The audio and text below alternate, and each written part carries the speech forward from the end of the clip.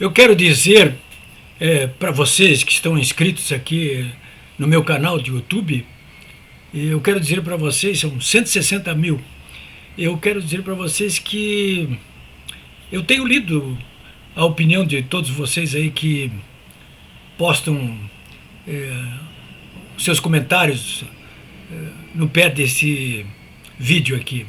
Tenho lido todas elas. Muitas vezes eu fico até um pouco chateado porque eu vejo que muitas pessoas reclamam que eu deveria falar aqui diariamente com vocês. Mas eu não consigo fazer isso aí. Por duas razões simples. Primeiro, porque eu só consigo falar com vocês quando, antes disso, eu estudo bastante o assunto que eu vou falar. Eu não gosto de falar sem ter fundamento naquilo que eu estou falando. Isso exige, claro, algum tipo de estudo. Vocês vejam que a gente não para de estudar nunca, né? Nem depois de velho. Pelo menos jornalista que se preze não para, né? Claro que eu conheço os assuntos, mas para detalhar, para ir ao fundo, não é tão fácil assim, né? E em segundo lugar, eu quero dizer para vocês que a minha atividade principal é um blog. O endereço é polibiobraga.com.br. Só isso aí, www.polibiobraga.com ou só polibiobraga.com.br. É um blog. Eu começo a trabalhar às 7 horas da manhã e vou até a hora de dormir, né? É o tempo todinho ali. Se vocês forem procurar por esse blog, polibiobraga.com.br, duvido que vocês ficarão sem saber o que acontece de relevante naquele momento, porque eu estou a todo momento, estou atualizando ali as informações, estou comentando, estou opinando, estou trazendo informações, e sempre com a ótica da verdade, mas sempre dando uma olhadinha lá, quem é que botou aquele jabuti em cima da árvore, coisas desse tipo assim, porque essa nossa imprensa brasileira, de um modo geral, agora está muito venal. Eu nunca vi disso, né? Na década de 50 nós tínhamos aquilo que chamava de imprensa marrom aqui no Brasil, que era parecido com essas coisas que estão acontecendo agora aí, né? Um dos principais jornais daquela época, da imprensa marrom, era o Maquis, que era de um sujeito chamado Amaral Neto. Era um homem do Carlos Lacerda, que foi governador do Rio, e que era chamado também do Corvo, né? E o Amaral Neto era tão mau caráter que o pessoal chamava de Amoral Nato. Já vi, as coisas mudaram, mas nem tanto assim.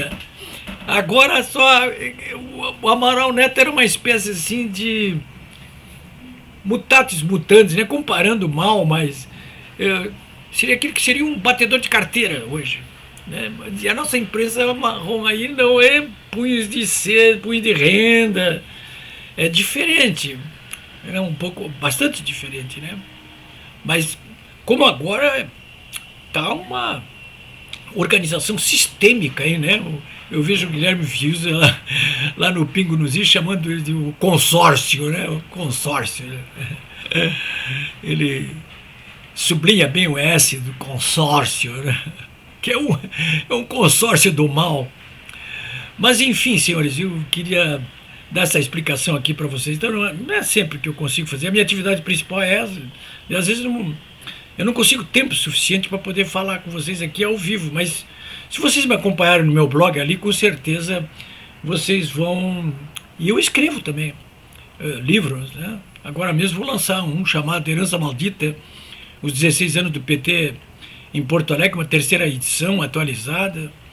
Está pronta, já estou entregando, inclusive para pessoas que estão adquirindo esses exemplares por antecipação, porque eu vou fazer autógrafo mesmo em julho. Não é pouca coisa, hein? Isso que eu não estou falando aqui nos processos judiciais aí movidos contra mim pelos agentes do mal a todo momento. Vocês teriam até surpresa se soubesse alguns desses nomes aí. A maioria do PT mesmo, né? Figuras conhecidas aí como a Manuela Dávila, o Tarso Genro, Luciana Genro. Olha, é gente cabeluda aí, muito cabeluda. E isso aí me toma tempo também. Volta e meia eu tenho que ir para uma audiência aí Semana passada até eu perdi uma tarde inteira, não sei se eu perdi ou ganhei, uma audiência numa acusação que moveram contra mim por crime de homofobia. Uma nota que leram minha sobre as cores do arco-íris, e houve uma queixa na delegacia especializada, eu fui ouvido lá, depois o Ministério Público abriu uma ação penal contra mim, e eu participei dessa audiência aí a tarde toda, né? Eu vi as testemunhas arroladas pelo Ministério Público, ouvi as testemunhas que eu mesmo arrolei. Aliás, é uma participação brilhante de duas das minhas testemunhas que compareceram lá, o jornalista Júlio Ribeiro e o advogado Adão Paiani. Eles roubaram a tarde, né? Eles roubaram a tarde. Foram atuações brilhantes, né? Tem dois advogados me defendendo nisso aí, três, o Rafael, a Thaís, o João Tarzoni Júnior, me defendendo aí com brilhantismo. Outros já me defenderam nessa questão mesmo, como o doutor Pedro Lago Marcino também, no início desse processo. Agora ele não está mais nesse processo. Mas esteve em momentos cruciais, inclusive quando eu tive que depor na polícia, ele estava ali junto comigo, né? E me ajudou bastante. Pois bem, senhores, feita essa introdução aqui, dia ruim em Porto Alegre, de novo, 6º dia de chuva aqui no Rio Grande do Sul. Frio, não tanto hoje. Hoje está um pouquinho melhor. Vocês devem estar vendo aqui pela minha roupa aqui, que eu não estou com muito frio hoje aqui. Bom, senhores, o que eu queria comentar aqui, embora rapidamente com vocês, é o estado da economia brasileira, né? Nós temos dois indicadores macroeconômicos que são os mais importantes quando se quer aferir o desempenho da economia, que é o índice do PIB, o número do PIB, né, o Produto Interno Bruto, que é aquele índice que mede o crescimento de uma economia num determinado período, né? Isso aí, o crescimento da economia diz tudo, né? O crescimento do PIB, ou cai o PIB. A gente está em recessão quando esse PIB é abaixo de zero. Está em crescimento quando é acima de zero. E quanto maior o número, como o número chinês, 7%, 8% ao ano, melhor, né? Por que melhor isso aí? Vocês já vão ver, porque, por exemplo, gera muito mais emprego e renda. Para começar, muito mais emprego e renda. Bom, então, os números do PIB têm melhorado bastante no Brasil. No mundo todo, em função da pandemia e da guerra, o PIB está despencando praticamente em quase todo mundo, exceção da China, né?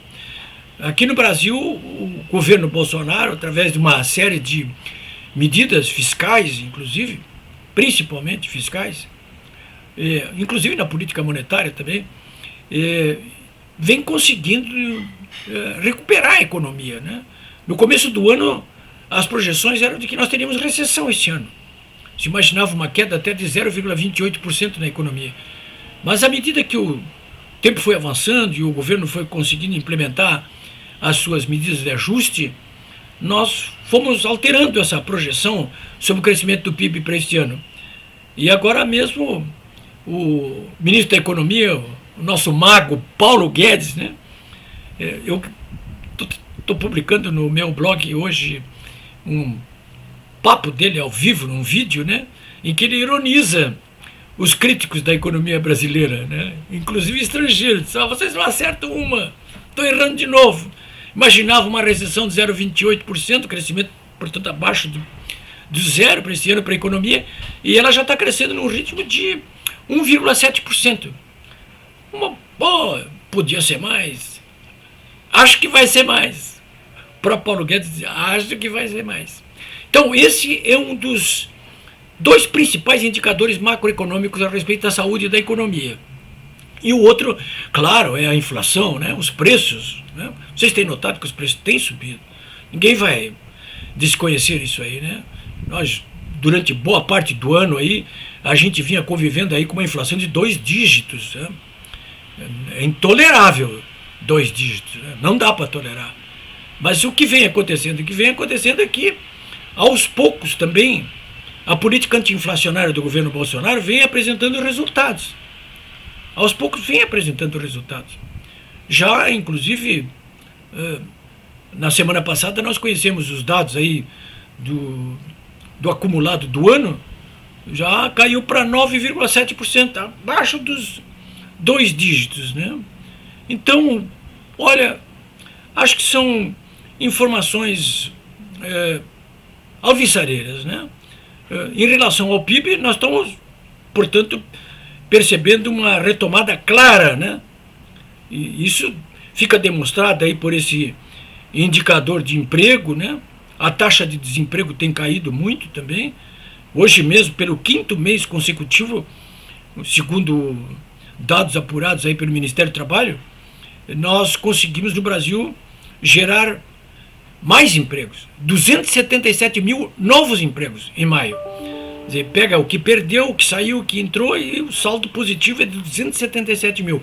No acumulado do ano, significa que entre empregos perdidos e empregos gerados, a diferença a mais para gerados é de 1 milhão de novos empregos. Olha, é muita coisa. É uma taxa muito alvissareira. Pelo 5º mês consecutivo subiu essa taxa de emprego no Brasil, né? Também tem, até em consequência, os índices de confiança do empresariado têm crescido, hein? O índice de confiança do empresariado industrial, por exemplo, cresceu pelo 3º mês consecutivo, agora em junho, segundo a Fundação Getúlio Vargas, né? E a inflação?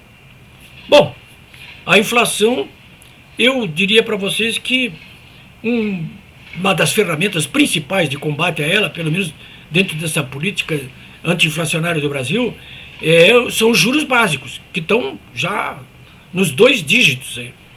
Mas o próprio presidente do Banco Central, hoje, falando no Fórum Jurídico de Lisboa, ele deixou claro ali o seguinte, que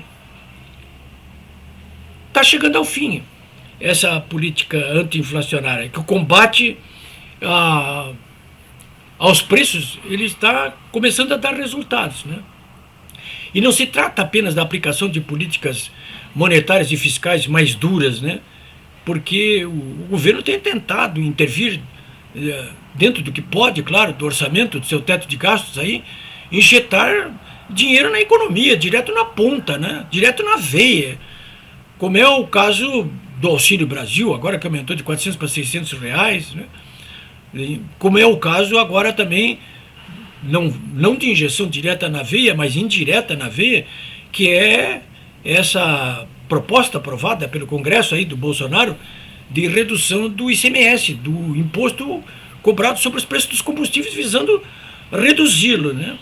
Claro que o presidente sabe que está enfrentando aí uma conjuntura internacional muito desfavorável, né? 2 anos de pandemia, uma guerra, né? E nesse sentido até muita gente não entendeu quando ele foi lá para a Rússia se encontrar com Vladimir Putin, né? Quando estava para estourar a guerra com a Ucrânia, houve uma crítica generalizada da oposição, ou de quem não entendeu, dizendo que, olha, isso não é hora de fazer visita diplomática, né? Não era uma visita diplomática, cara pálida. O presidente saiu de lá com um pacote de reivindicações que ele tinha feito junto ao Putin, a principal das quais é o amplo fornecimento de fertilizantes aqui para garantir safras abundantes para este ano e para o ano que vem. Isso já está assegurado. Só numa tacada o Putin mandou para cá 27 navios cheios de fertilizantes. Isso está garantido, né? Hoje mesmo, quando eu estou falando aqui com vocês, terça-feira, dia 28 de junho, 4 horas da tarde, eu recebo a informação de que hoje o presidente Bolsonaro voltou a falar com o presidente Putin da Rússia, né? Eu até fui ler a informação, digo, mas o que está acontecendo? Que história é essa? O que houve agora? Está falando toda hora com o Putin? Depois vem, o que ele foi falar com o Putin? Diesel. Sobre o diesel. O presidente está preocupadíssimo com essa questão do diesel, né? Porque isso afeta aí milhares de caminhoneiros, principalmente de todo o Brasil aí, mas esse ICMS menor aí visa justamente facilitar com que os preços caiam, né? E já começam a cair em relação ao diesel, em relação à própria gasolina, né? Mas há uma ameaça real de que vai faltar diesel aqui no Brasil, né? Aqui na Argentina já eu recebi alguns vídeos mostrando ali postos de combustível sem diesel. Isso que a Argentina é praticamente autossuficiente na produção de petróleo, né? Nós aqui no Brasil ainda não somos. Dependemos muito de importações, principalmente de diesel, né? E o que o Bolsonaro foi fazer? Ele sabe que Estados Unidos, Alemanha, enfim, esse pessoal tudo que se opõe à guerra da Rússia contra a Ucrânia, ele sabe que esse pessoal está cortando importação de combustíveis, de petróleo, de seus derivados da Rússia. E para algum lugar esses combustíveis estão indo, né? E o Bolsonaro falou então com o Putin hoje de manhã, olha, manda uma parte desse diesel aqui para o Brasil. Ele não disse na intervenção que ele fez hoje junto aos jornalistas, não disse claramente se conseguiu êxito, mas eu tenho para mim que sim. Olha, se conseguir isso aí, nós vamos bypassar essa ameaça de falta de diesel no mercado brasileiro, né? E isso aí é particularmente importante no ano eleitoral. Nós estamos aí a 99 dias das eleições, praticamente 3 meses das eleições, né? Então, esses ruídos vão ficar cada vez mais fortes, tanto na área da economia quanto na área política. Sobre a política eu vou falar amanhã com vocês aí, sobre essa CPI do MEC aí, sobre essas novas investidas que estão sendo feitas aí pela oposição, mas não só pela oposição, pelo eixo do mal também, onde se coloca ali, por exemplo, essa mídia tradicional aí que parou de mamar nas tetas do governo, onde se coloca aqueles empresários que estavam acostumados também a mamar nas tetas do governo e que perderam essa mumunha, né? A academia, esses intelectuais todos aí que estavam acostumados a ir lá para a Lei Rouanet, não é só a esquerda não, hein? Não pense nisso não, hein? Nós temos um eixo do mal aí que contempla interesses difusos e variados, né? Eu já falei aqui outras vezes sobre isso com vocês aí. Não vamos reduzir tudo isso a uma ação da esquerda, porque não é só isso não. Isso não tem tanta força assim. Mas enfim, eu vou falar sobre isso aí com vocês, né? Enfim, senhores, então, concluindo aqui, eu diria como James Carville, o marqueteiro do Bill Clinton, que costumava dizer ao pessoal que não conseguia entender por que ele estava ganhando a eleição, e ele costumava dizer, a economia é estúpida, a economia estava ótima. Aqui no Brasil, quero dizer para vocês, a economia, sim, vai influenciar nessas eleições. Mas eu quero dizer para vocês o seguinte, não é só a economia estúpida. Nós temos mudanças em relação a valores sociais, principalmente, ou seja, também de caráter ético e moral, profundos.